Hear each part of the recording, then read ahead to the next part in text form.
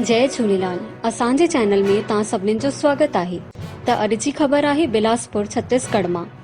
गोगड़ो पर्व सिंधी समाज ने वॾी सादगीअ सां मल्हायो। कोरोना बीमारीअ खे ॾिसंदे हुए सिंधी समाज ने गोगड़ो पर्व जेको नाग पंचमीअ जे ॾींहुं ईंदो आहे वॾी ई सादगीअ सां मल्हायो।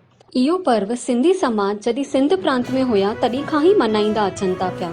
हिकु ॾींहुं पहिरों राति जो मिठो लोलो, चहरी कोकी, रायतो, अन्य प्रकार जी सब्जियां जंहिंमें करेला, सरसों जो साग, मूलीअ जो साग, भिंडीअ जी सब्जी, इहो सभु हूंदो आहे। इहो ठाहे करे रखंदा आहिनि। व ॿिए ॾींहुं गोगड़ो पर्व जे ॾींहुं खाईंदा आहिनि। उन ॾींहुं गर्म भोजन न खायो वेंदो आहे, घर में थधो ई खाईंदा आहिनि।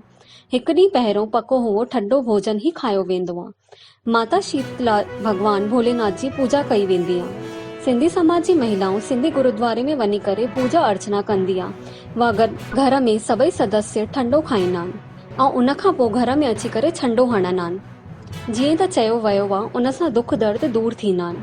शीतला माता जो आशीर्वाद बि मिलंदो आहे। वॾे ई तसले में बिठायो वेंदो आहे। सिधे पांव व नीचे सिक्को रखियो वेंदो आहे। सर जे मथां छन्नी रखी वेंदी आहे व हिकु कुंवारी कन्या खे बुलायो वेंदो आहे। उन खां पोइ हिकु कटोरीअ में कचो खीर चांवर विझा वेंदा आहिनि। कुंवारी कन्या उन खीर में छलनीअ जे मथां विझंदी आहे व पूरे शरीर जे मथां खीर जे माध्यम सां नीचे किरंदो आहे। उन खां पोइ हिकु लोटो पाणी विझी करे सिक्को कढी करे कुंवारी कन्या खे ॾियो वेंदो आहे। व उन खां पोइ उहो खीर नदीअ में विझो वेंदो आहे। गॾु ई गॾु मिठा लोला विझबो आहे व शीतला माता व भॻवान झूलेलाल सां सभिनीनि जी ख़ुशहाली जी प्रार्थना कई वेंदी आहे। इहो पर्व सावन माह में ईंदो आहे। बिलासपुर शहर में बि सिंधी समाज जी महिलाउनि ने इहो पर्व ॾाढो श्रद्धा भक्तीअ सां मल्हायो।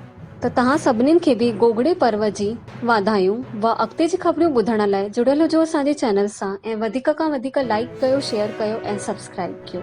जय झूलेलाल। में जोत जगाइण वारा सिंधी